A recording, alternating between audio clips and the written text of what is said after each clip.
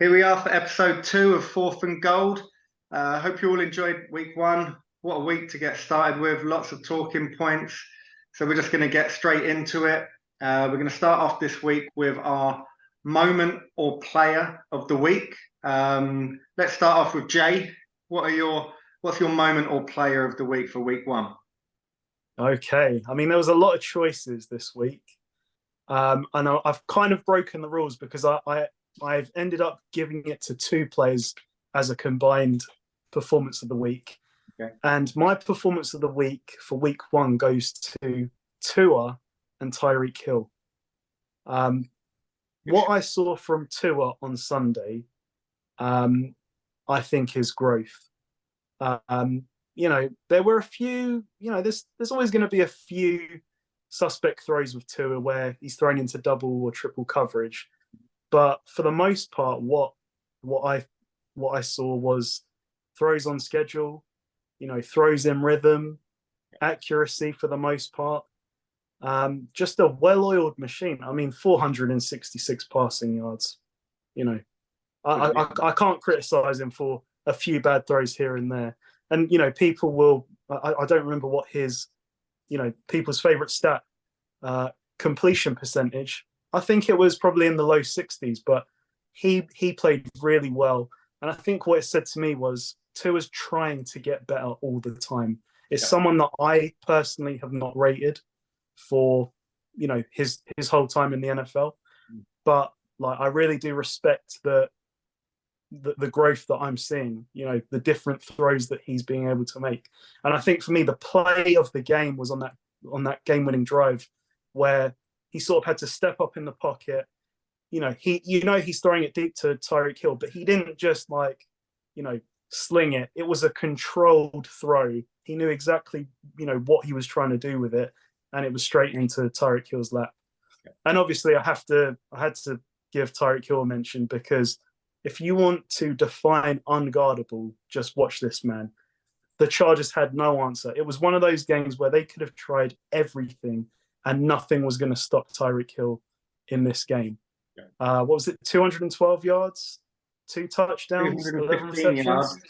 Yeah, it was ridiculous. When he plays like this, unstoppable. Yeah. So yeah, that was my performance of the week. Okay. What about you, Paul? It pains me to say, but I'm going to have to go with the 49ers coming into my Pittsburgh Steelers house and absolutely handing them their lunch. The 49ers are going to be a huge, huge problem this year if they stay healthy, which is the key word with this San Francisco 49ers team. And for me, the 2 offensive players that played the best in that game was the quarterback, Brock, returning from elbow surgery, was it? Yeah. Yeah. And if you compare how he played versus how Kenny Pickett played, a first-round pick 2 years ago, Kenny Pickett, and how Brock Purdy, the last pick in the draft, played, going against the Steelers, who aren't bad at rushing the passer as well. Like TJ Watt sacked him 3 times. And you've got Minka back there in the secondary. Brock Purdy he made plays that were scripted. He made plays that were off schedule. He made plays with his legs. He made plays with his arm. They don't ask him to throw because he hasn't got huge arm strength, but they don't ask him to take the top off the D. They just ask him, manage the game, hand the ball off to CMC, make the throws to Ayuk and Kittle, who Ayuk played immense. By the way, Patrick Peterson looked finished guarding against Ayuk last week. And yeah, the San Francisco 49ers, if they can keep that core of players healthy, then they're making the Super Bowl. Yeah. Whether they win the Super Bowl or not, different question, but they're coming out of the NFC. So yeah, for me, San Francisco. Awesome. So yeah, for me, I guess, repeating Jay, unfortunately, is Tyreek Hill, though. I've just gone purely on Tyreek Hill. I think it was an incredible performance due to his ability, but I've got to put some of it on the Chargers D as well. There were still way too many plays. When a coordinator is going to learn not to single coverage Tyreek Hill, if you single cover him, you're going to get burnt. The Chargers, and they're not the Chargers, the Bucks learned this a few years ago. What did he go for in one half? It was something crazy. He went for over 200 in the first half. In the first half, when they single covered him. They learned in the Super Bowl not to do the same thing again. And most NFL teams have learned not to do that. The Chargers, I don't get what's going on with that, but why do that? So, yeah, just how do you stop him? I was expecting initially for my player of the week to be a Jefferson-related one because he's just solid. You know what you're going to get, big numbers from a wide receiver. But he just blew the top off of it, like a big play after big play, the final touchdown to end up winning the game. And it's not just the big plays in terms of your 40-plus yard, your 30-yard touchdowns. It's that one that won it, a great route, safe hands. It just blows my mind watching him play. Jalen Ramsey's famous quotes from a few years ago, he's just a punt return specialist, I think it was.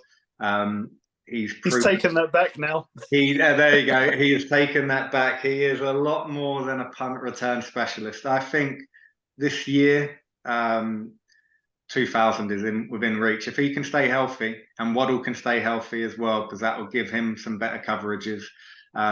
It's scary what this offense can do. I have some questions on the defense, but I think when Ramsey comes back, that will solidify a little bit of that secondary. But yeah, going with Tyreek Hill. So yeah, sorry to double dip on you there, Jay, but I'd already written that down.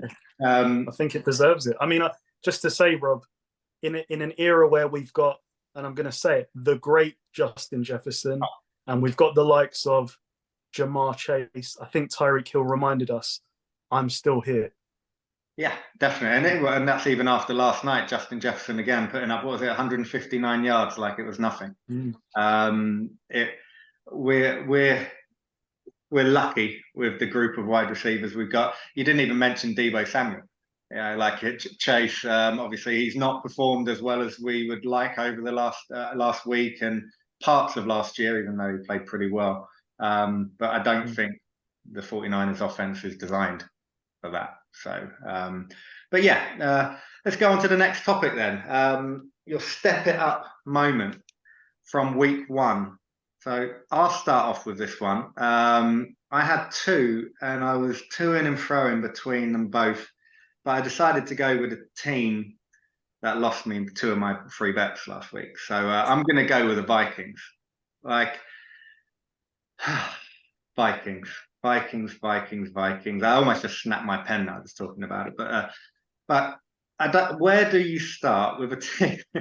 They're playing Tampa Bay Bucks, who've lost their 45-year-old quarterback.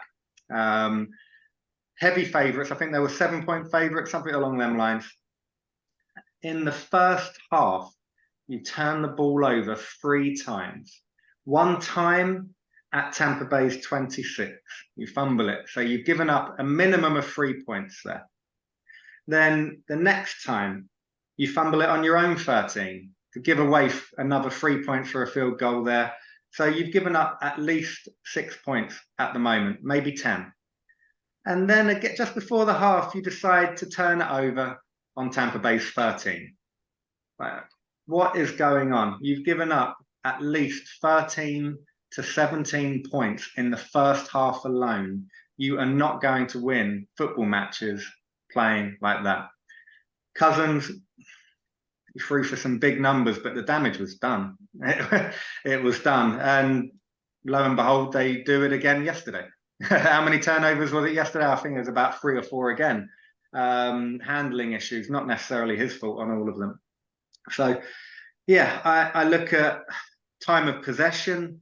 Tampa Bay had 20 minutes of time of possession in the second half. So Minnesota only had the ball for 9 minutes and 58 seconds in the second half. they made Baker Mayfield look like a leader, like someone you can trust in the clutch. I'm sorry, but after years of watching Baker Mayfield, he is not a leader. He is not someone you can trust on third and longs in the pressure moments, because he gets found out over and over again. The Vikings D has made him look almost legendary in that second half. This D is shocking. I'm going to hopefully put it down to growing pains with the new defensive coordinator. We'll give it a few more weeks, but the offense is good.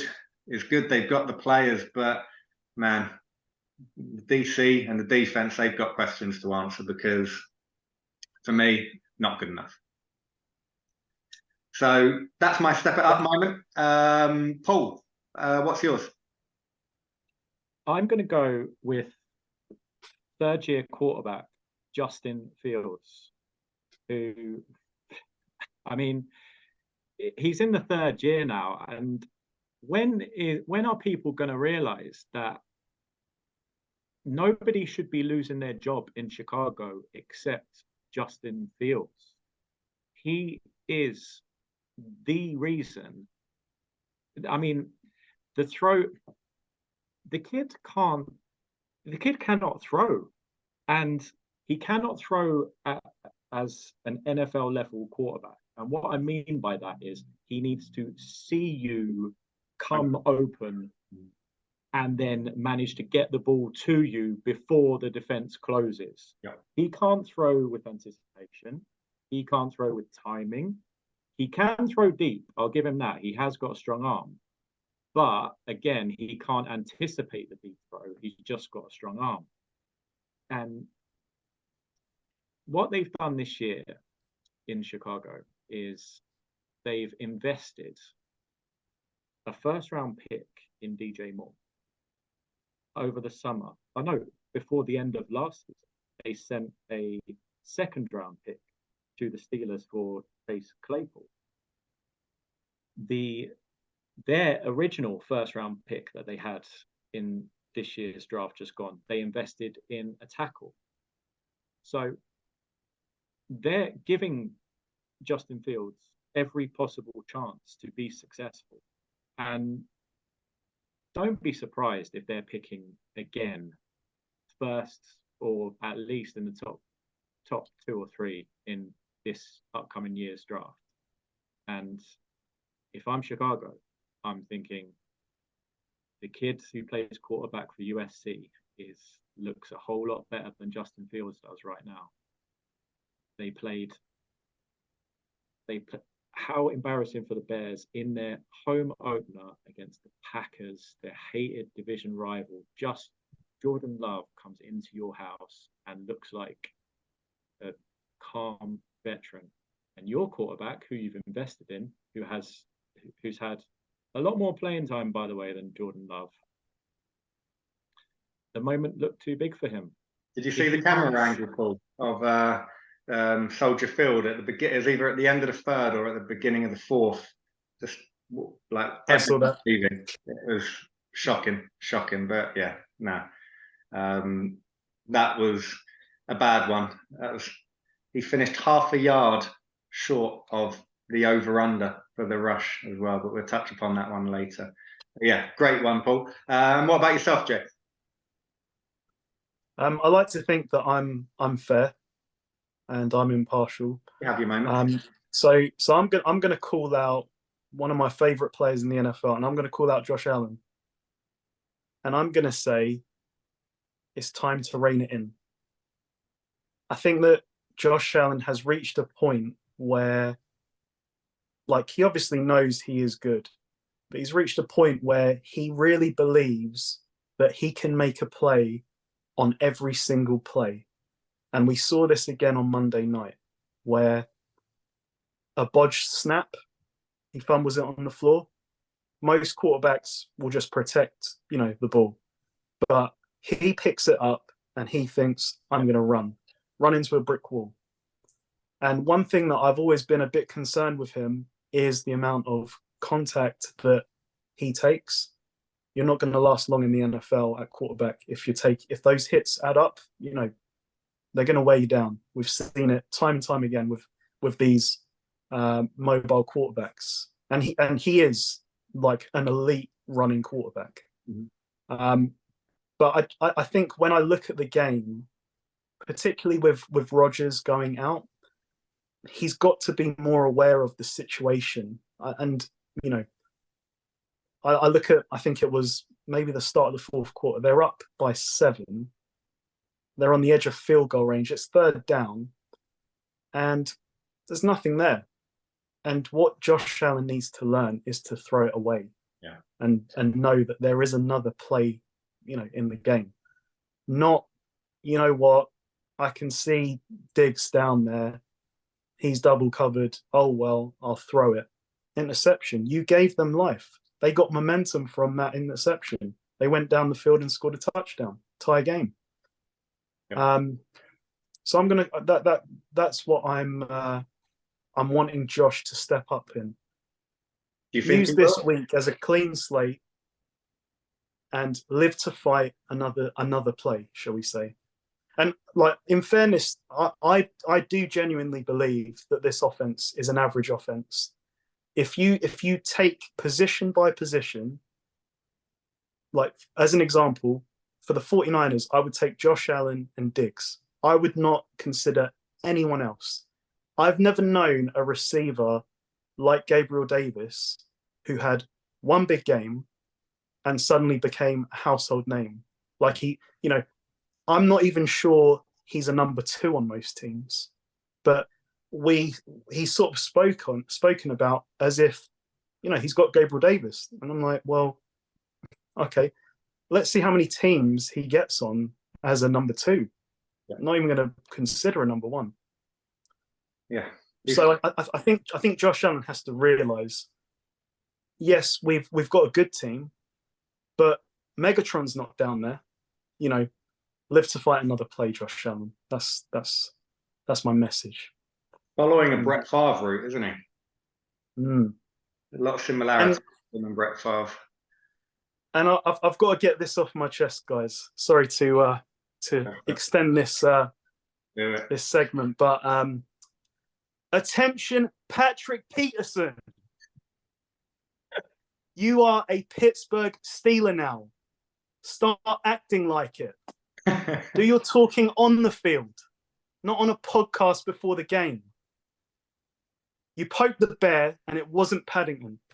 It was a big, by the way, grizzly on the red and gold Peterson, bear that was on waiting. the subject of Peterson, right? He played on the Vikings last year as, I think he's 33 now, 32, 33. He played on the Vikings team and looked pretty good in a zone D that plays off coverage. He's now come to Pittsburgh that play man-to-man, bump and run coverage. And I was thinking over the summer, I don't know if he can do that at his age. It turns out he can't do that at his age against Brandon. Wasn't a good day for your Steelers, Paul.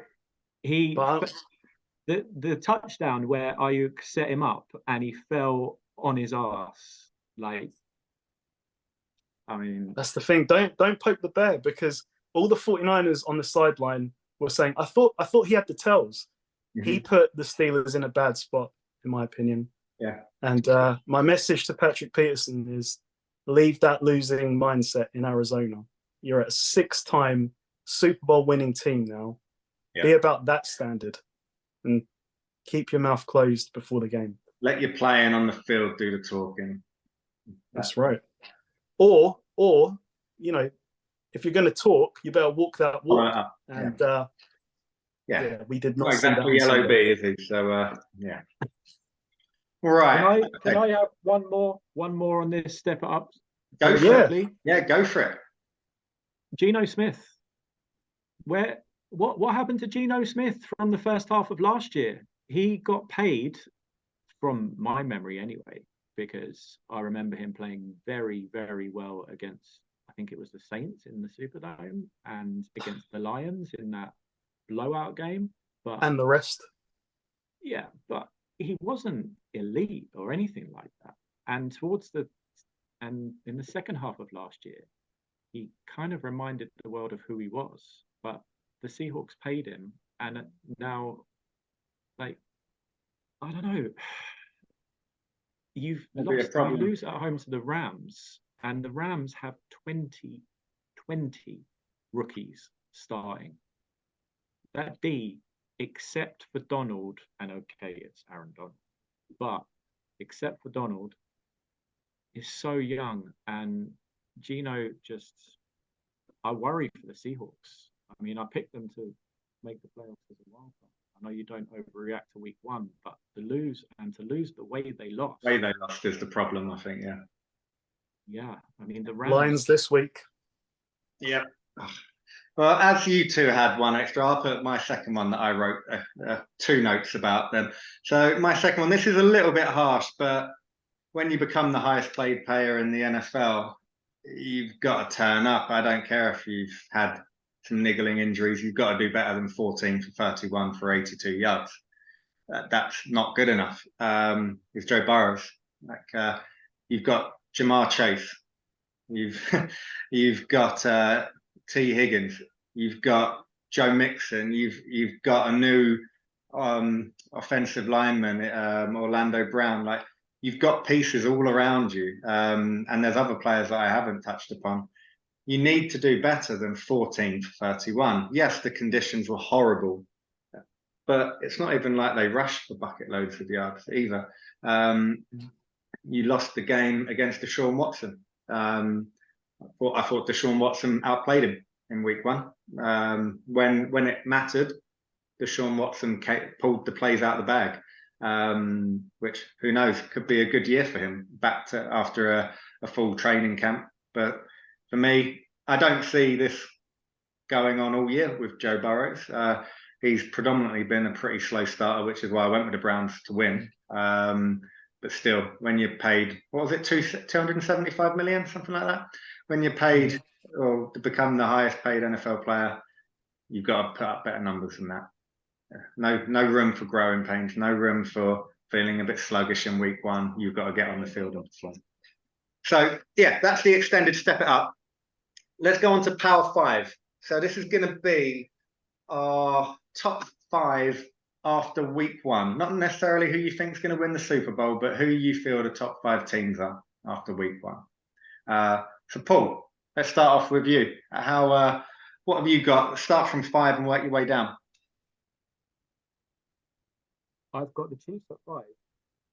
I didn't have them at the start of the year making Super Bowl, and nothing that I saw in week one made me change my mind with that. Yeah, admittedly, they still probably should have beat the Lions, and they were missing 2 huge players. But I mean, you've got to beat the Lions at home, despite that. And yeah, I think the Chiefs are going to have some problems this year. The receiving core is very, very thin. Mahomes can't do everything. He can't throw the ball to himself. Yeah, I think I still have them winning a division, and I still think they're a very good team. Okay, cool. I've got the Eagles at 4, behind the Cowboys. Now I jump ahead and put the Cowboys at 3. I think the Eagles.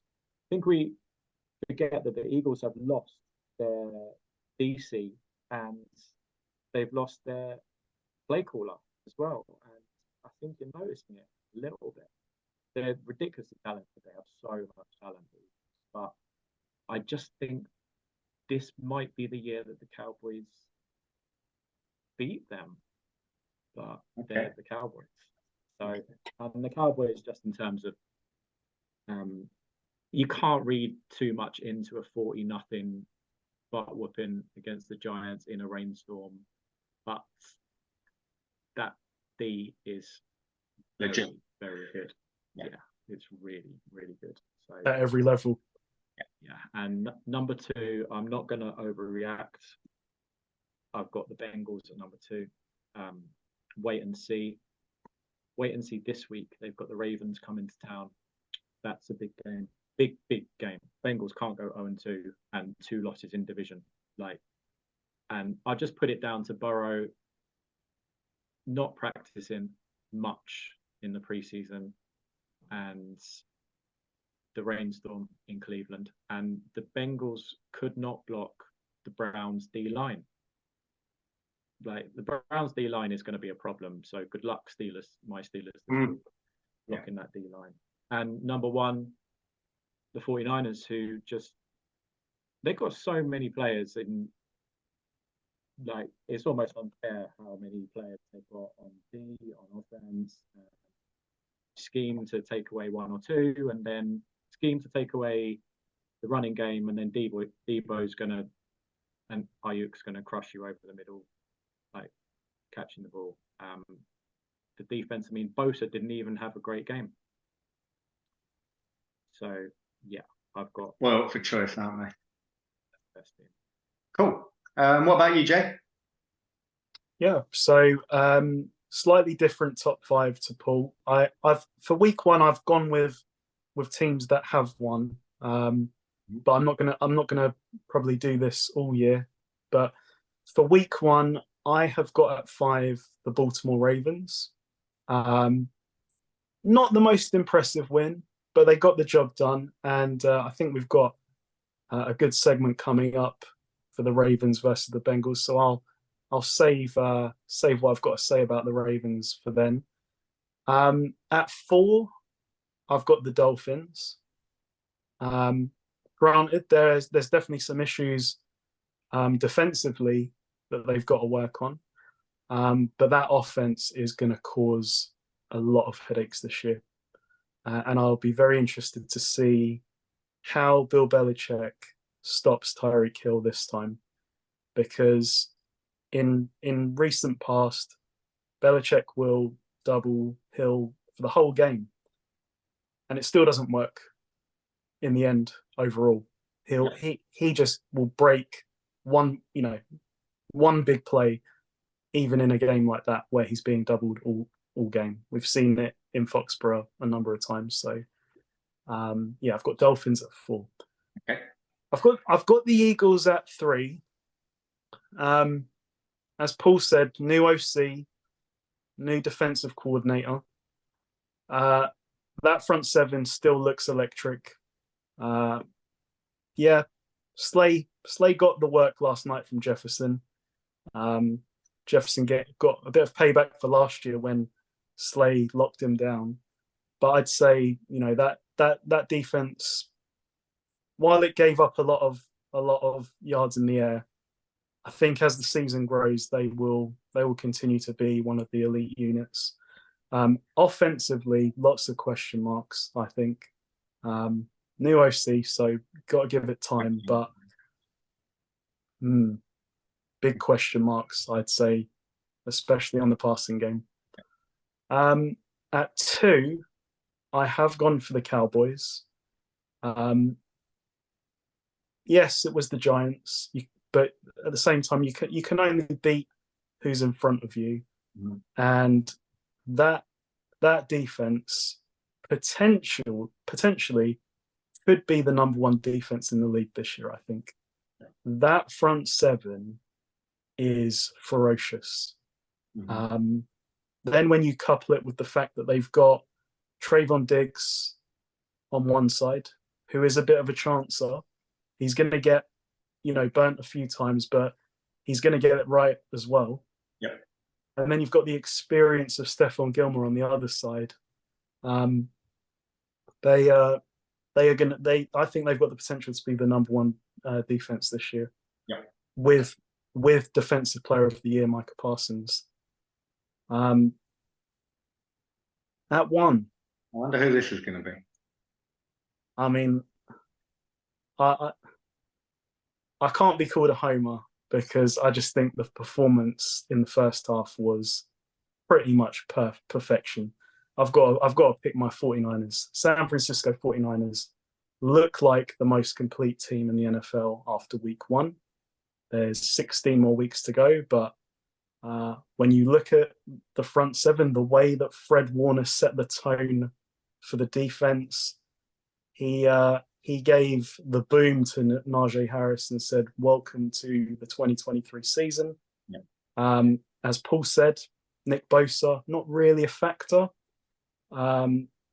What I saw on film was an explosion in the interior for Javon Hargrave. Didn't really, he might not have got to the quarterback much, but he was blowing, pardon my French, blowing shit up is what he was doing. Yeah. And I'm very intrigued to see how a former Trojan, Drake Jackson, goes this year, because he started. We've been hoping for a step up this year, and he starts the season with 3 sacks. Granted, he's got Bosa, Hargrave, Armstead next to him. That's what you're there for. Now you are going to be the one that eats. And I'll wrap up real quick. Sorry. Offensively, we have not seen even, half of what this offense can do. Debo, dormant in the game. Kittle carrying an injury. I mean, that run just summarized everything about the 49ers. McCaffrey getting hit, spins off the hit, continues running. Ayuk, bang. I can't remember who it was, but that block was beautiful. And then you had a former Steeler, Ray McLeod, charging downfield, making the block. With McCaffrey, realizing the situation, slowing down, waiting for the block to happen. Yeah, 49ers at 1. Love it. Good stuff. So that's yours, Jay. My power 5 after week 1. I'm going number 5 with the Chiefs. I was umming and ahhing whether to put them in. Mahomes still played pretty good, considering it was week 1, especially when we compare him to Burrows and a few other quarterbacks. He didn't have Kelsey. Obviously, he's going to struggle. I can't honestly believe that the wide receivers are going to play that bad going forward. I don't think they can play any worse. So they've got to get a bit better. And they're going to have Chris Jones back now. So looking at where they were, even though they played terrible, they still had opportunities to win that game. And they're only going to get better. I still think they're going to trade for a wide receiver before the trade deadline. And over the last 5 years, I've learned, don't doubt Mahomes. Why am I putting in 5, you might say? Well, this is just based off of week 1. So that's why they're in at 5 and not any lower than that. Number 4, I've gone with the Eagles. I was umming and ahhing whether to have them higher or not. But again, if we're looking at the first week, and their second week performance did impact on this. They haven't played great, but they've got the 2 W's, right? That's what the game's about. It's getting the wins when you're not playing good. They're only going to get better. They've got new coordinators. They've got to get time. Hurts will hopefully will improve. Actually, no, I don't want him to improve. So hopefully he continues. But the trenches, both offensive line, defensive line, are so strong. When you've got a good D line and an O line, that's half the battle straight away. They've got the skilled players. So for me, they're number 4. Number 3 is the Dolphins. Now, again, I was thinking whether to have them here, higher, lower. No. The reason I've got them 3 is I think they're only going to get better. That's week 1, and that was a team that looked like, on offensively anyway, they're in week 8, week 9, week 10. They were just on it, and think how they're going to get better over the next few weeks. And when Ramsey returns, that defense is only going to get better. It's going to get more experience, more leadership. So and they did play the Chargers away. They had to go across the country in week 1.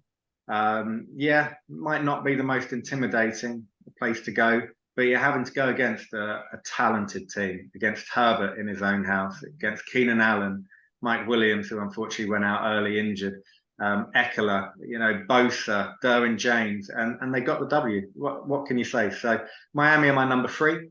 Number 2, I've gone with the Dallas Cowboys. This was a hard one because I'm not a huge Dallas fan personally, but that D is elite. That D is special, man. Like Micah Parsons, my bet for Defensive Player of the Year. he just makes everyone around him look better. And it helps when the players around you are already very good. They've added Stephon Gilmore to their secondary. That experience, as Jay's already mentioned, to go alongside Diggs. They just got everything, player for player. I have concerns with the offense. I do take into account they played the Giants. Conditions weren't great. The Giants almost threw the towel in quite late in that game. But they won 40-0. You can't take that for granted in week one. And number one, 49ers. Basically everything I just said about the Cowboys, but also on the offense. It's that they were complete on the defensive side. I think the only thing, or one of the only things I would say if I was picking against it, was that Fred Warner should have had an INT. He dropped a simple INT, and you could tell by his reaction after he was kicking himself. But he still played amazing. You know, like on the offense, Kittle's only going to get better. Like they put up, how many points was it in the end, Jay? Was it 40 something? Or around, it was only 30. Oh, it was 30 in the end. Okay. They put up 30 points with Kittle hobbling, basically being there more so on the blocking side of it. Eckler. You got, your running back. I've had a complete mind blank. McCaffrey. Amazing. Catching the ball out of the backfield, run game. Shanahan's going to just come up with so many plays week in, week out to get him the ball in space. My guy, I mentioned this to Jay a few weeks ago, Ayuk, I think he's going to take another step this year. He did in week one, and I think that will continue. And over these next few weeks, if he does continue like that, then all we're going to see is Debo come in more space. And when that happens, I feel sorry for the team that he explodes on. When you've got McCaffrey and you've got Ayuk performing without Kittle and Debo even being in the equation, yeah, that team is scary. That team is so scary.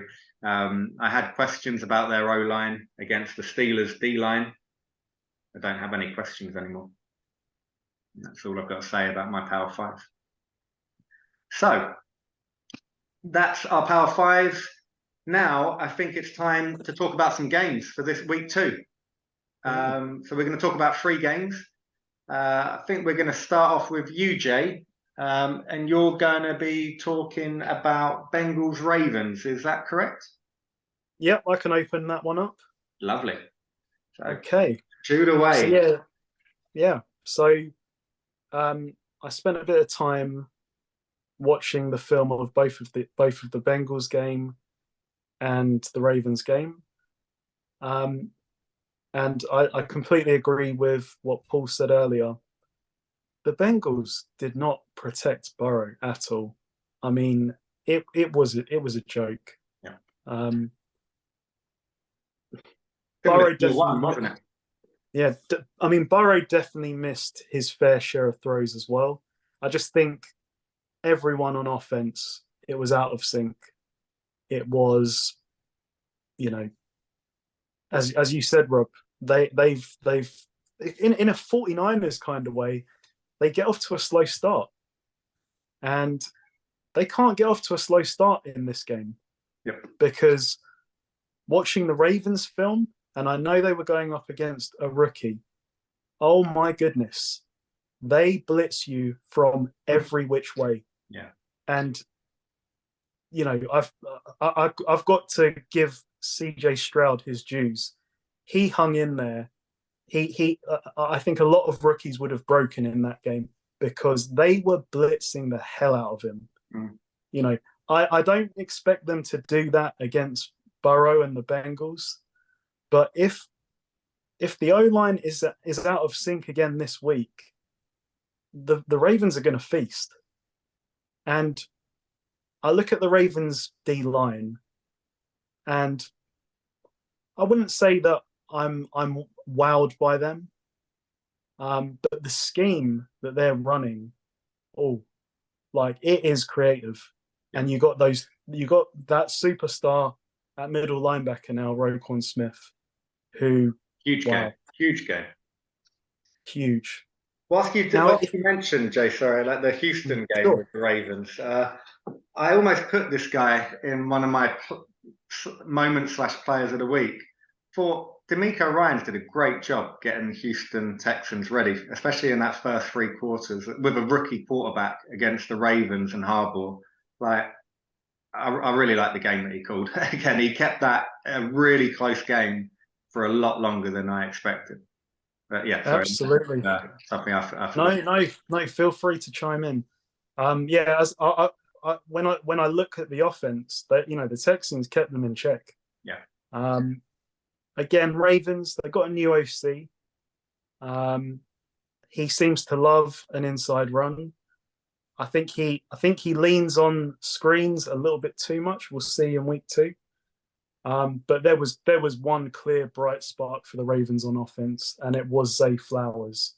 This guy has the potential to be a mini Debo. He's not as big as Debo, but he is explosive. The footwork is effortless. They can use him any which way. They used him on jet sweeps. They just got the ball into his hands on a short pass. They could go deep to him. They'll probably give him some carries at running back. I mean, you get the ball in this guy's hands, he is yards after catch. And okay, the Ravens didn't have Andrews. Odell didn't really feature that much. So there's definitely potential here for the Ravens. And Lamar is still an elite runner. I mean, there was one play where he was dead to rights, ball snapped, dead to rights. It's a sack. It's going to be 7-yard loss. Just nonchalantly spin move out, and it turned into a 20-yard run. So this offense has got a lot of potential, I think. They did lose J.K. Dobbins. That's a huge loss. His agility, elusiveness, quickness. I forget who they've got behind him. Gus Edwards. Yeah. This dude is huge, but he's fast. Yeah. For his size, he is huge. And the Bengals, I mean, granted, the conditions were not passing conditions, so we knew it was going to be a run-heavy game. Yeah. But they got worked by Chubb. They got worked by Chubb and Watson. Big test for them this week. That's a really good front seven for the Bengals, but they got worked. So we'll see this week. Yeah. I'm going to open it up to you guys, but I think what I'm going to say is I think the Bengals are going to fall to 0-2. I think the Ravens are going to win this game. Okay.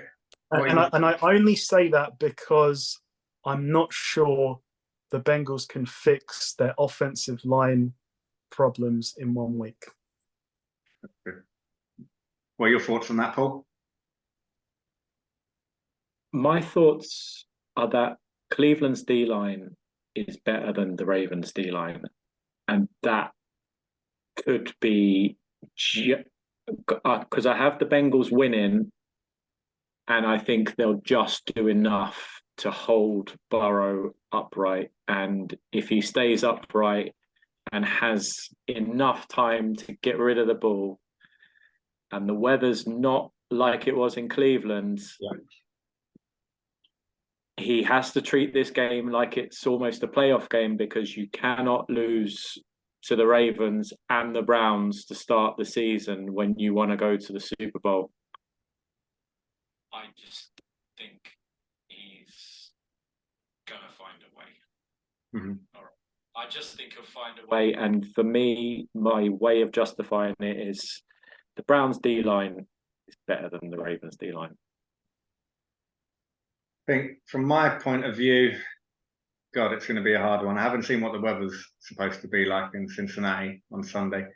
If it's not raining, that's going to be a huge plus for Burrows. I think that was half of the battle with them. See, they want to throw the ball. In them conditions, you're not going to be throwing the ball much, not very well anyway. I agree with what Paul said. I do think the Browns D-line has gone a little bit under the radar here. They're no joke. Ravens ain't a joke either, though. They're so well coached. You always know what you're going to get. You're going to get a disciplined team. Although I was a little bit surprised with a few turnovers they had on offense last week. For me, I'm going to go with Joe Burrow's pulling off the win. Again, this is a guy throughout high school, college, NFL. He's found a way to get the win. I don't see him going 0-2. I think it's going to be close, but I can see him just pulling them through. Again, I can imagine what he was like in training all week. He would have been working harder than any other NFL player this week, trying to rectify what he felt he did wrong, and to prepare for this game. I think J.K. Dobbins is going to be a miss. Hopefully he gets better soon. But yeah, it's for me, it's going to be Bengals. So that is the Ravens at Bengals. Second game. So I'm going to have a little chat about Jets at the Cowboys. It's amazing. We've gone, nearly an hour into this, and we haven't even mentioned Aaron Rodgers yet. Man, I felt well deflated for that. Just the craziness before the game. There was such a buzz all pre-season, right? You had Hard Knocks. Everyone was happy. Rodgers reworked his contract to free up money. That money might now be needed to get a new quarterback, although it doesn't look like that's going to be the case because they've already signed a quarterback, which we can touch upon at some point. But yeah, running onto the field with his American flag, I thought that was a bit much. But okay, it's New York, I get it. 4 plays. And what was our concern about the Jets this year? Was it their D? Nope. Was it quarterback? No. Wide receiver? No. The O-line. And can't remember the guy's name on the O-line. He missed his guy. And yeah, it wasn't a bad hit, but that sack led to Rodgers being out for the whole year and has stopped the Jets from having a chance to win the Super Bowl. It wasn't a big chance anyway, but they're not going to be winning the Super Bowl this year. I'm going to just say it as I see it. They're not going to win it. Definitely not with Zach Wilson at quarterback, and even more so not with Colin Kaepernick at quarterback. But to go on to the Cowboys, and they pulled out the win against the Bills. The Bills did everything they could to try to lose that game, and they were successful in the end.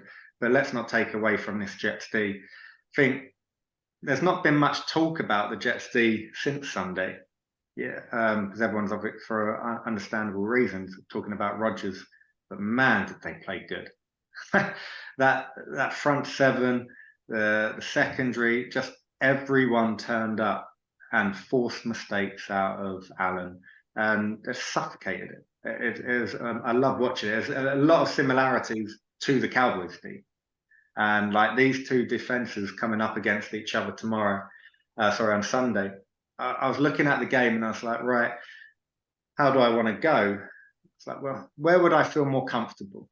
Do I feel more because they've both got, let's say the Ds are pretty similar. Do I like the Jets D against the Dallas O-line, or do I like the Dallas D against the Jets O-line? When you look at it like that, it's a no-brainer. It's clear. The Dallas D is going to annihilate that Jets O-line. The Bills did.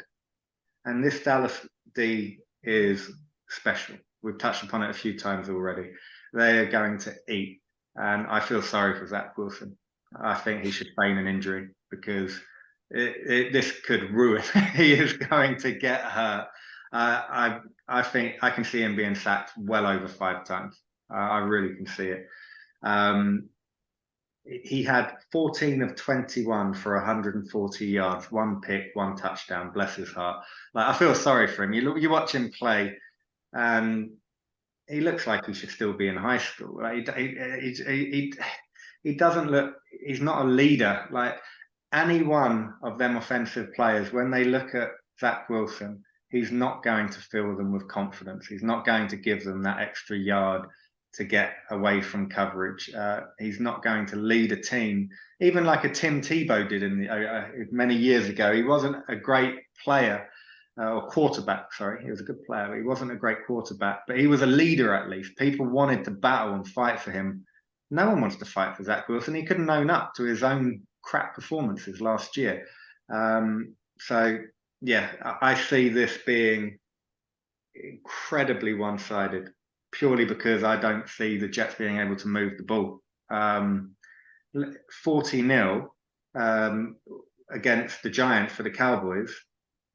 But you look at some of their stats, that was off of 143 passing yards from Dak Prescott. Okay, he only had 143, so they must have rushed for quite a lot. 70 rushing yards from Pollard. Okay, and 77 receiving yards from Lamb. So even the special teams, in terms of punt, kick returns, nothing special. The D got them in play to get all of these points, and they're going to do exactly the same thing again on Sunday. Jets, yeah, the D will keep them in because I see Dak Prescott making a fair few mistakes. I'd like to see what the over-under is for picks for this game, because I think both quarterbacks are going to throw a few picks. But yeah, that's for me. I'm going Dallas. I think they will cover the spread. I think the spread is 9. I think it's a 9-point spread. I see Dallas covering it easily. It's not going to be 40 points, but I think they will win by closer to 20 points overall. Either of you guys have anything to add to that? Shall I go? Yeah, go ahead, Paul. So the Jets do have one thing going for them, and that is the D and, well, sorry, two things: their defense and their Breece Hall at running back. Yeah. Breece Hall is rapid. Yeah. And if they can scheme a way to get him in space, their play caller, Hackett, as we found out last year, is not a head coach, but he can scheme plays, and you've got to find a way to get Garrett Wilson the ball somehow on little screens and short, quick hitting throws, and Breece Hall the ball, run the ball, play D. You might be able to keep it close. Like Rob kind of touched on, Dak's always good for a pick. Is he good for 2 picks in one game against this D? We don't know. I wouldn't be in a rush to back the Cowboys to cover 10 with Dak Prescott at quarterback against anybody, let alone this D. So yeah. One thing I forgot to mention, sorry, Paul, just quickly, is what's one thing we see when people get injured? Do you remember when Russell Wilson got injured? Was it the year before last, I think it was, and Geno came in and won the game? Usually when a quarterback comes in, they actually have a pretty good game because the D is prepared for a different guy, and then Zach Wilson is a completely different quarterback. And he still put up pitiful numbers. The Cowboys have got a week to prepare for him now.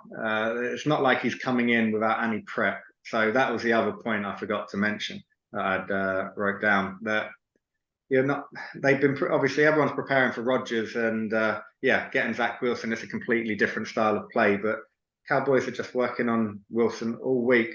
They know exactly that there's only a couple of ways that they can have a chance, or that Jets have a chance to try to keep up with them, and that is going to be the screens and the run play. I think it's going to get nasty quickly. But yeah, sorry for interrupting you, Paul. Go for it. Yeah, say Rodgers was playing and that injury didn't happen, I'd still pick the Cowboys to win this game. So yeah. I still, like, with Zach Wilson, like, it's the Jets are playing with one hand tied behind their back, but get the ball to Breece Hall some way, somehow. Yeah. With Rodgers playing, I would put the Jets covering the 9-point spread. I would bet +9 on the Jets with Rodgers on the field. But it wouldn't be a 9-point spread. Wouldn't be a 9-point spread, exactly. But I honestly see this getting out of hand. Nothing to do with the D. I just think Zach Wilson is going to put them in horrible field position. I don't think Dak's going to have to do too much. Again, only time will tell. But yeah, what about you, Jay? Yeah, I mean, similar ideas to you guys. Key matchup, it's the Jets O-line versus the Dallas D-line. I just think that they are going to get absolutely destroyed. And if I'm Robert Saleh this week, I'm basically telling Zach Wilson, you're a game manager this week. No risks. If we have to punt, we have to punt. Because the only way the Jets can win this game is if their defense can win it for them, in my opinion. I don't see them being productive on offense. No. Like you said, Rob, I mean, they couldn't really do anything against what I would say is a fairly average Bills defense. The Bills are at best, and I'm being generous, a B+ defense. Mm-hmm. The Cowboys are S. They are a special defense. And I just think that front seven is going to go wild. And again, you're right. I could see upwards of 5 sacks. So the key for the Jets is Zach Wilson, don't turn it over. If we punt, we punt. I guess that and I don't want to be critical when the Cowboys won 40-0. But Dak Prescott left a lot of meat on the bone in that game. Like conditions weren't great. He did miss, a good few throws in that game. And in closer games, you can't miss those throws. Will this one be close? I think the only way it's close is if Dak has a meltdown. So, unsurprisingly, I'm also picking the Cowboys, and I think they will cover the spread. I'm not saying 40-0. No. But yeah, I could see it being very low scoring, this one. Right. So, Paul, you are going to be talking about Dolphins at the Pats, right? Yes. Go for it. Shoot away. Dolphins at Patriots. For me, as like a football nerd, I love these kind of games. Absolutely love these kind of games. Like who is going to be able to do what they want to do? Like the Dolphins want to have Hill and Waddle running wild. And the Patriots want to run the ball down your throat and play defense.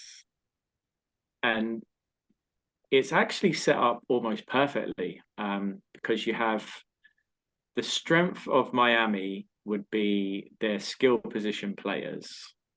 Like starting from the top, like their head coach I don't think gets enough credit as a play caller.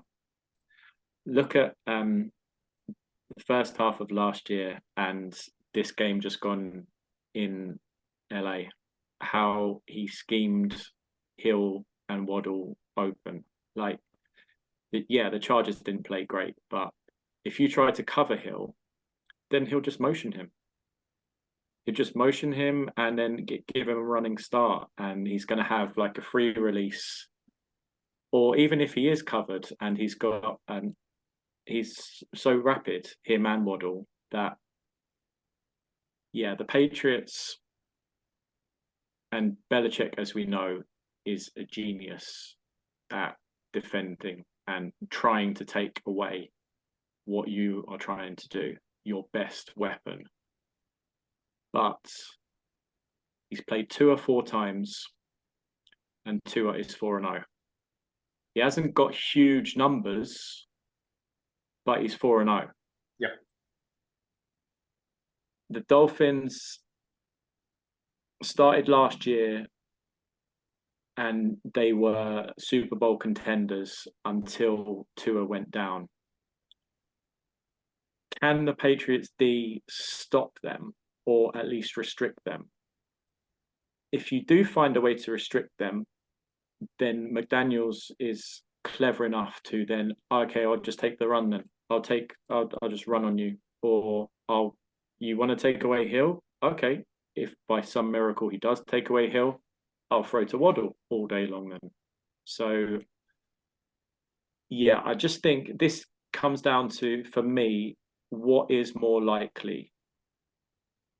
Is it more likely that Miami's able to do what they want to do, or is it more likely that the Patriots are able to take that away? And for me, it's more likely that Miami are able to do what they want to do. It's only a 2.5 point spread.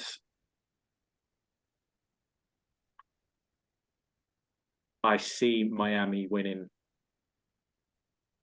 by a touchdown in this. I just think they'll find a way. Like, New England's have improved, and if you take away the first few minutes of their game against the Eagles, the Patriots played very well. Yeah. But Miami were not perfect at all, and their defense against the Chargers did not play well. And until they sacked Herbert twice, the last two plays of the game, when they finally decided that, hold on, we better play aggressive and we better end this game. If you play soft zone defense against anyone in the NFL, then you're going to get either burnt underneath in the passing game, or you're going to get gashed in the run. They got gashed in the run against the Chargers. Chargers aren't a great running team, and they ran for over 200 yards. Joke. They do that against the Patriots. The Patriots will take it and go, okay, we'll rush for 200 yards. Mm-hmm. So I think Miami will turn it around and won't give up 200 yards on the ground, and is more likely that they can score enough points against the Patriots to win by, I have it 30-23. Okay. Dolphins. Perfect. I think, as you touched upon, Belichick's going to double Tyreek Hill. That's for sure. Even if they somehow find a way to stop him, McDaniel's going to find a way to get Tyreek Hill the ball. Even if it's a jet sweep, getting him in the running, he's going to get the ball one way or the other. And just by limiting him in the deep ball or in the mid-range passing game, it's just going to open it up to Waddle, to Berrios, whoever it may be, or the running game, as you touched upon. I don't see how you stop this offense. It's just a disciple of Shanahan, and they just come out with some incredible plays watching Shanahan or McDaniel, and they've got, more importantly, they've got the personnel that works for the offenses that they have.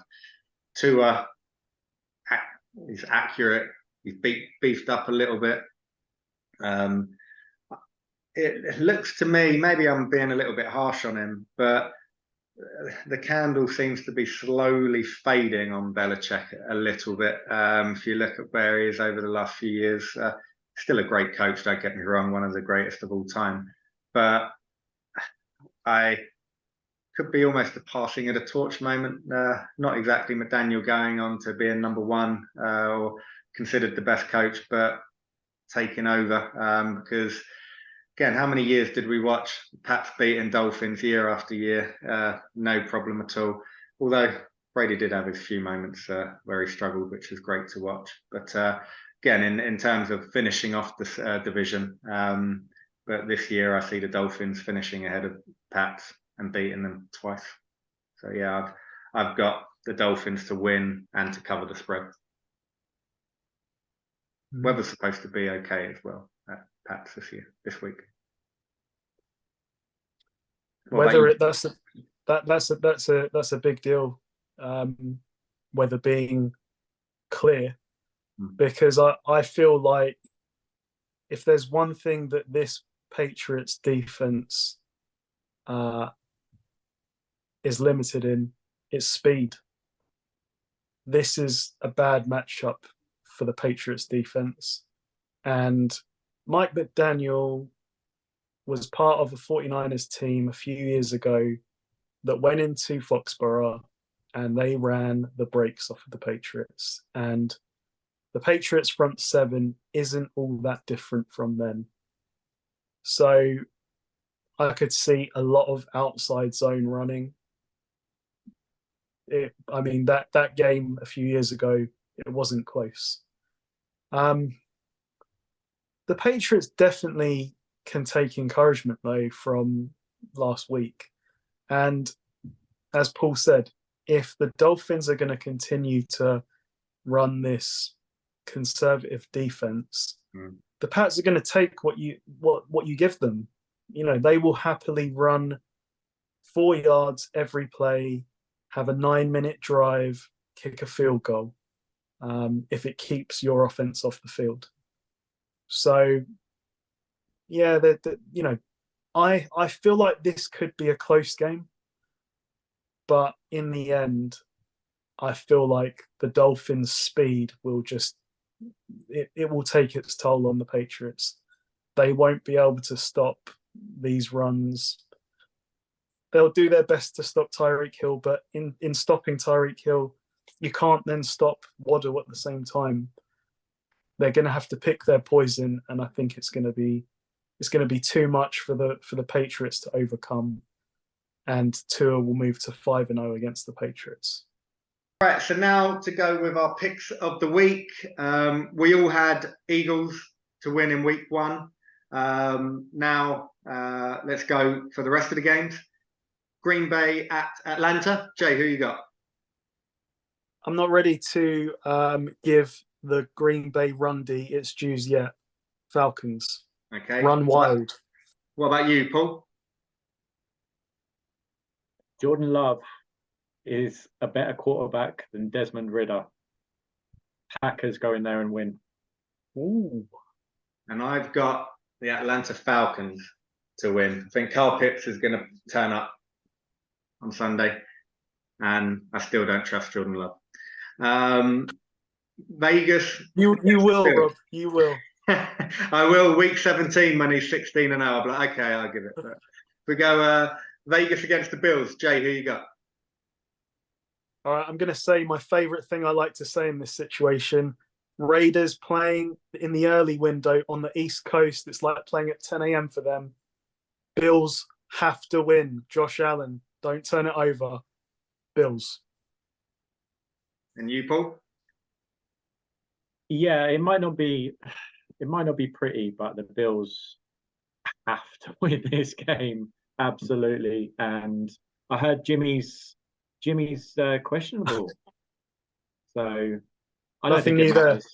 But the Bills win. For me,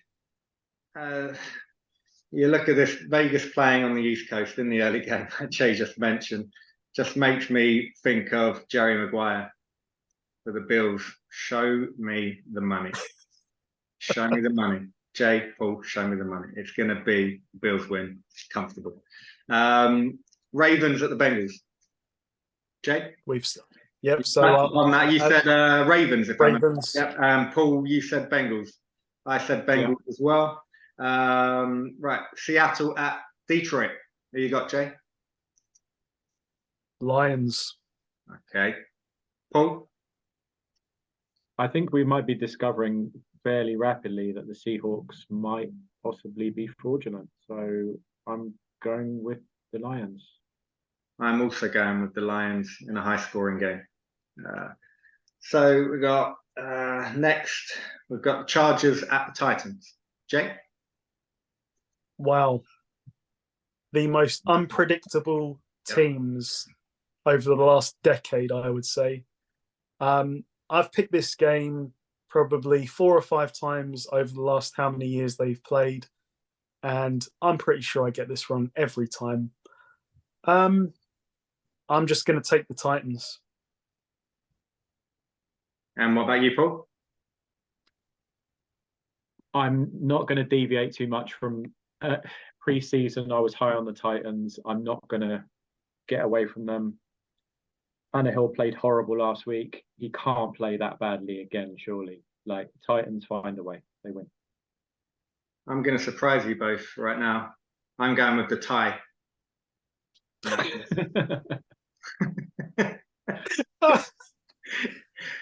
Great pick. I'm going Chicago Bears at Tampa Bay. I personally think that people have forgotten that this Buccaneers defense is pretty good. Yeah.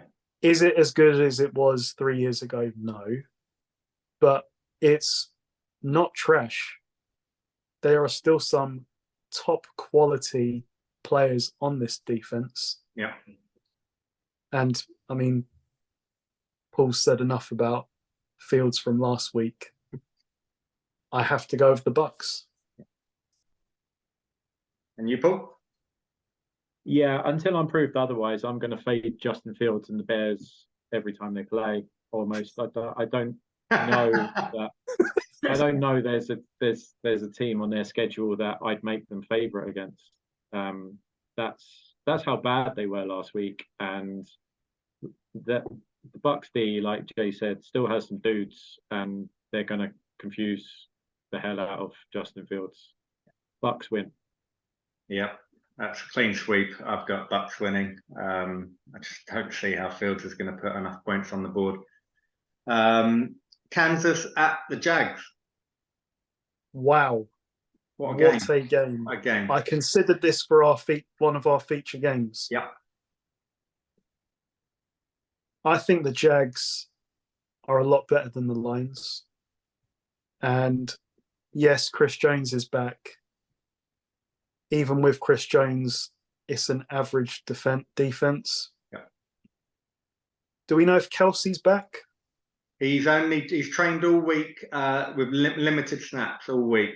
So he's not a participant at all. So there's a good chance. I'm going with the Jaguars. I think that this is a really good time to play the Chiefs. If this had been week 10, yeah, I probably would have gone the other way, but I'm gonna go with the Jags. Okay. And what about you, Paul? I'm gonna trust that the Chiefs won't go 0-2.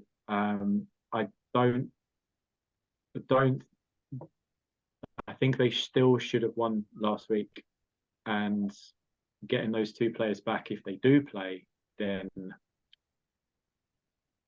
Kadarius Toney is not going to have that kind of game again. And I'm look at it in a different way. He got open enough to drop two wide open catches. So the speed and the play calling was designed well enough. He catches the ball. They have a chance to kick the game-winning field goal. And didn't he he tipped and then the Lions got a pick six. Yeah. So, yeah, that's surely not going to happen again. Chiefs go in there and win a tough one on the road. Okay. So shall I keep Tony in my fantasy pool? What would you do? It's a long team. It's a big league, so yeah, I'm going to. Yeah, I would. You're going to keep him? I would. Yeah. Okay. Because he's not completely out of the trust tree yet, is he? Yeah. He's still on the roster, but he can warm the bench for a couple of weeks. We'll see what he does. He's got no one else except him and Kelsey, so he's going to get chances. Him or Duvernay? Yeah, you stay with Tony in this offense. Yeah. So my pick, Kansas at the Jags. I don't know if this is me just getting ready for a couple of weeks' time, but I've got to go. Duval. I'm going Jags to win. Sorry for that, guys. Colts at the Texans. This one's a difficult one for me. I had Colts all week, but after watching the Ravens Texans film, I felt quite encouraged by the Texans. So somehow I'm picking the Texans this week. Okay. And what about you, Paul? I'm going with the Colts. I think they've got a superstar at quarterback. Not yet, but I think they have a quarterback. They have a superstar on their hands, and he can, if he needs to learn to get down when he starts to run. Like, yeah, learn one way or the other. Yeah. He's a very, very big human. But don't do Josh Allen, Cam Newton things and try and run people over. Like, those hits add up. Yeah, exactly. I've gone with the Colts to win. Similar to what you say, Paul. I was really impressed that he played better than I expected week one, and they played a good team. You know, they weren't a shabby team that they played against, who I think are better than Houston. I just think he's got more pieces around him. You know, that's going to help them get over the line. It's a close game. I think it's a 1.5 point spread at the moment. But yeah, I'm going with the Colts. 49ers at the Rams. Jay. There's a song, Rihanna, Jay-Z, Kanye West, Run This Town. And that is what the 49ers do. They run. I haven't heard LA. it. Can you sing it for me so I know which one you're talking about? We gonna run this town tonight. We run LA. Oh. And great win for the Rams last week. But we've seen this matchup 10 times now. We are bigger and stronger than the fast Rams. We will run wild down your throat. I hope that their offensive line is ready for what is coming on Sunday. We will be wearing our red jerseys in Levi South, our home opener in LA. This won't be close. Yeah. What about you, Paul? Yeah, similar to Jay. Like, they never used to have an answer when they actually had some dudes. Now they don't have dudes, and they're going up against the Niners, who are just overmatched them every possible way. Yeah. Like, the Rams have a pretty poor O-line going against this D-line. Like, good luck. Yeah, 49ers win. Not close. Not close. 49ers winning. Look at Shanahan against McVay's record. Says it all. So, New York Giants against the Arizona Cardinals. Jay. Wow. What a game this will be. Could you put both of them to lose? Maybe. You know what? I actually did consider the tie with this one. It actually could, yeah. The Cardinals, I don't know if it was good Cardinals or bad Commanders. I'm going to assume it was bad Commanders, why that game was close last week. The Giants, I mean, where do you go from here? That was a total embarrassment. Yeah. This is at Cardinals? Yeah, okay. This is, at Cardinals, yeah. Okay. On the basis that I think the Cardinals are still trying to lose, I think the Giants will edge this one. They can't play any worse than they did last week. They're not going up against the Cowboys' ferocious front seven. So I think Daboll will be able to scheme at least enough, like he did last year, to win this game. Mm-hmm. But I'm not confident. Yeah. Okay, what about you, Paul? Yeah, I don't have a strong opinion on this, but I trust the Giants based on what I saw last year more than I do the Cardinals. Cardinals don't really have an NFL roster, and Josh Dobbs is not an NFL starting quarterback. Exactly. Yeah. Yeah, like Jay said, I think it was the Commanders finding their way with Sam Howell that made that game close. And they did play. They showed effort. The Cardinals. They still played hard, but yeah, the Giants will find a way to win a pretty poor football game. Cool. I've got purely based off of their defense, and yeah, I think the Commanders made the Cardinals look a bit better than what they actually are, which didn't look that good either. Still, I think the 40-0 scoreline was a bit flattering. It wasn't that bad. There was a couple scores, but it was closer for a lot of the game. But yeah, two not so good teams. Giants to win. Jets at Dallas. We've already touched upon. I think we're all going with Dallas, right? Yeah. Sorry, are we? I just presume that, but yeah, we're all going with Dallas. Then we got the Washington Commanders at Denver. Wow, this is an interesting week too. Be careful with your money, everyone. Commanders with the Commanders that Chase is back. Not Chase. Who's Chase Young? Yeah, he's back, but he's on. It's an interesting D line because at one point, I think last off season, they were considering trading Chase Young. Yeah, I don't think that's necessarily an indictment on Chase Young. I just think that it speaks to the defensive line that the Commanders have. Yeah, like they have an elite defensive line. Yeah, I honestly don't know what to make of the Broncos. Sean Payton's got a lot of work to do. It does. Yeah, it does.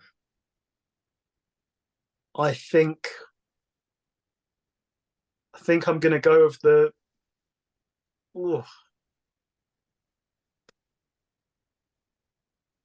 I think I'm going to go with the Commanders, just based on the fact that I don't think the Broncos' offensive line will be able to cope with this defensive line.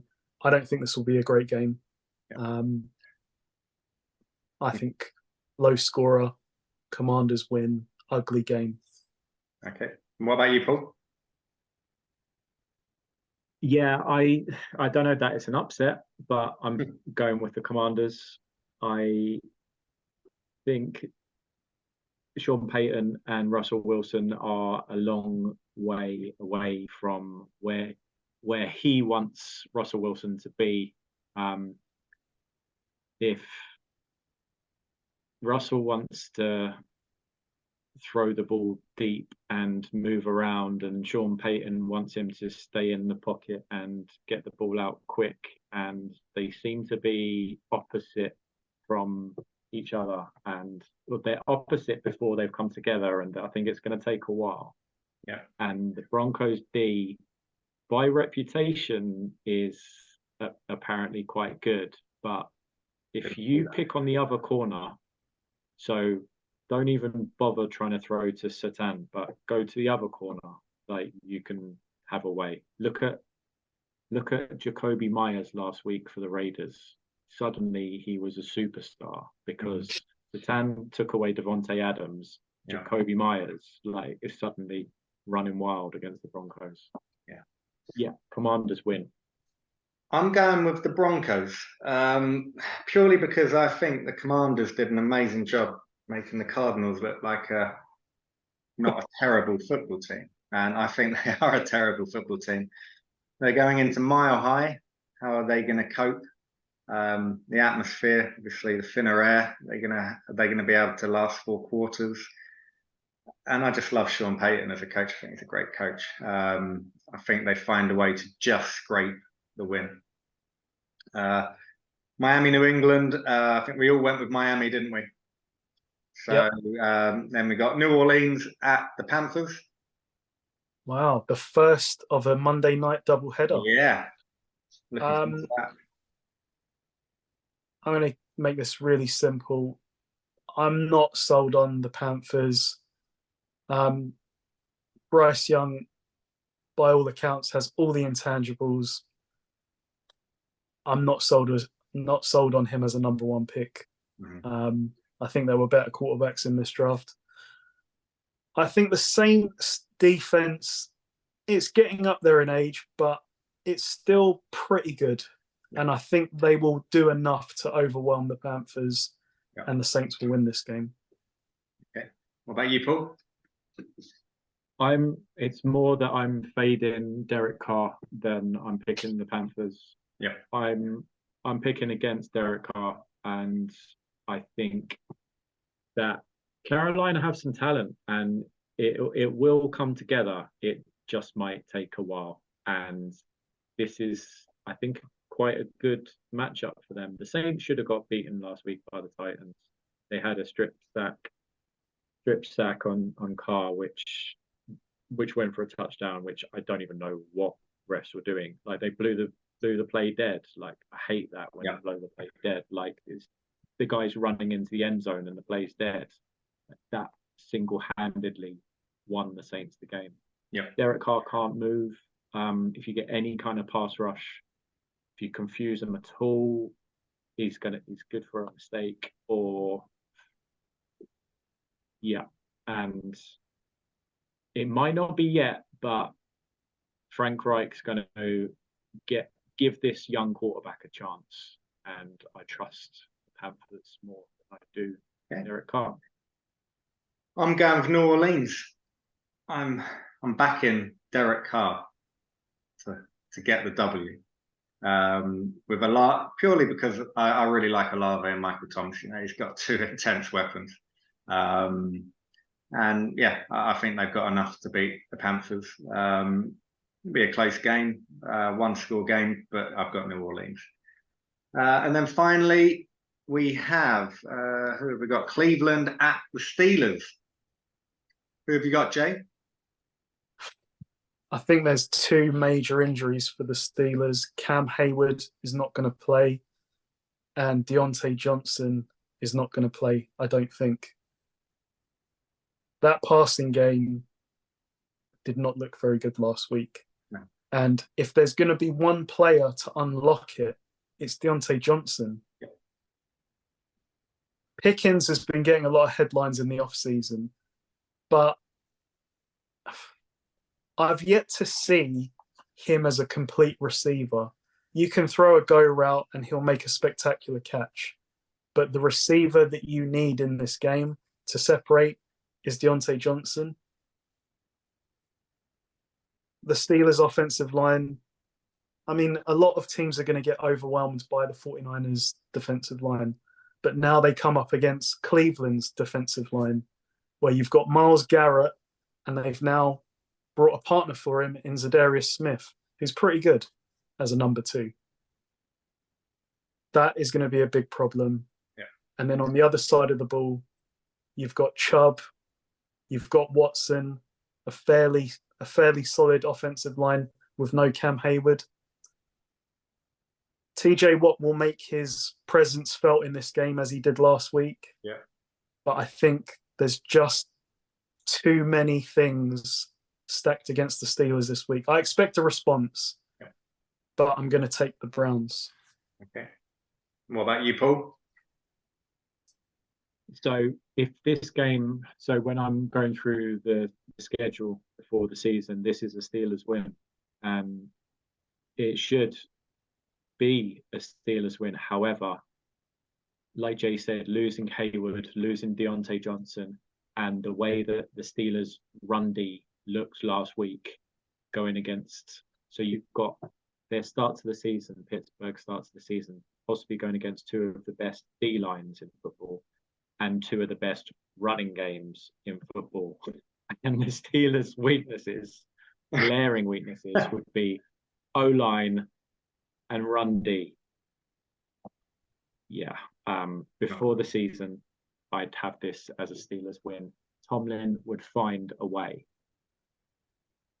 I just think they're going to get run on. Chubb's going to run. Watson's going to run. And the pass rush is going to get home against this O-line. So, pains me to say, but the Browns are going to come into Pittsburgh and win this football game. I was surprisingly caught in this game because part of inside my head, someone's like, back Tomlin. He'll find a way to get the win, to not start 0-2. But just everything I look at is screaming Cleveland are going to win this game. I've got to go with Cleveland. I just repeat everything that you guys have just said. It's a terrible matchup for the Steelers, especially with Hayward and Johnson out. Yeah, I like Cleveland to win this game. So if Deontay Johnson was playing, I think I could have been swayed. I could have been swayed. Yeah, because everyone's going to think that this will be, I don't want to say a blowout, but I get the feeling that people will think that the Browns might win this comfortably. I don't think that the Steelers will let that happen. Not 2 weeks in a row. Not 2 weeks in a row. You know, we've seen it time and time again that the Steelers have a game like this, and if they've been written off this week, I hope the Browns haven't been listening. Yeah, exactly.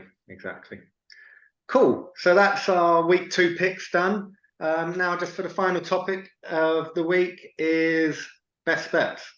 So if we go on to start off with how they went last week, Paul, I think you had Pacheco. He just about didn't make it, did he, on your one? No, he was close. He didn't get that. Jay, you were agonizingly close to your one. That's it. Half a yard? Half a yard. Wow. That's a painful one. And I felt that one on one of my bets. And if you went with Keenan Allen, my one on the over, I'm happy to say you would be in the money. So, well done, Paul. Well done, Rob.